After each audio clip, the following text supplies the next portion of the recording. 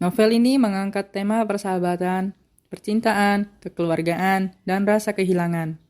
Dengan berlatarkan waktu di tahun 90-an dan 2000, novel ini mampu membius para pembacanya untuk menerobos ruang masa lalu dan kembali melihat peristiwa yang terjadi di tahun yang bersangkutan.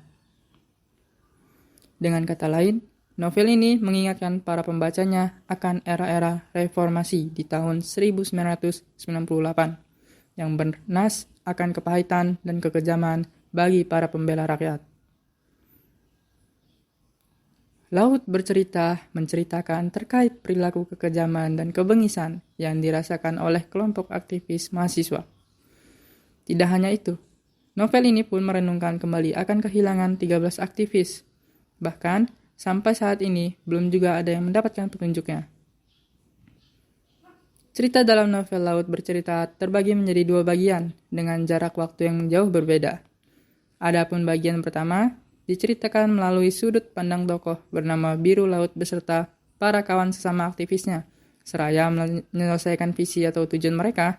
Sementara pada bagian kedua, kisahnya diambil dari sudut pandang Asmara Jati, adik dari Laut yang mempunyai tujuan atau visi yang cenderung berlainan dengan Laut.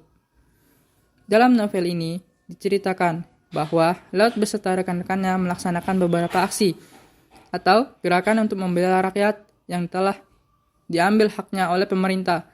Salah satunya aksi tanam jagung belangguan. Akan tetapi, jauh sebelum mereka melakukan aksi tersebut, Laut bersama teman-temannya berdiskusi. Terlebih dahulu yang dikenal sebagai diskusi Kwangju.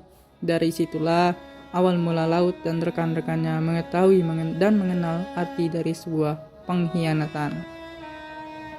Tidak hanya membicarakan terkait aktivitas Laut dan teman-temannya dalam pergerakan yang hendak mereka jalani, ada pula sisipan kisah antara Laut dan anggota kekeluargaannya.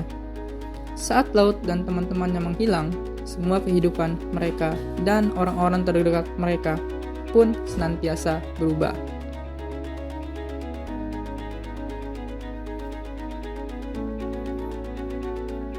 Leila S. Chudori selaku penulis novel Laut bercerita telah berhasil menetapkan tema dalam novel ini.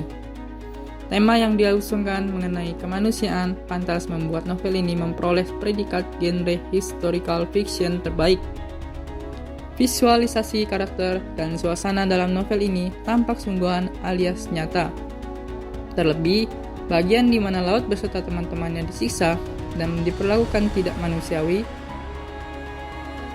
pilihan kata dan penggunaan bahasa terbilang mudah dipahami, sebab tak ada istilah atau ungkapan asing yang menjadikan para pembaca sukar memahami isi cerita.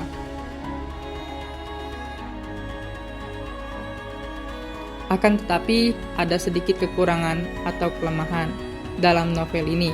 Seperti alur cerita yang digunakan ialah alur campuran atau maju mundur. Apabila para pembaca yang belum terbiasa dengan alur tersebut akan cenderung kesulitan atau bingung. Hal itu karena dibutuhkannya sikap fokus dan pemahaman secara seksama supaya dapat mengikuti alur cerita dengan baik.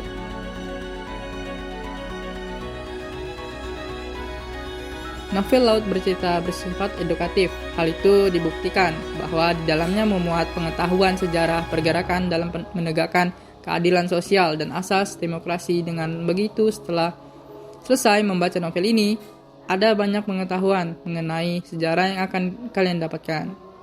Selain itu, di balik suksesnya sebuah novel tentu ada moral value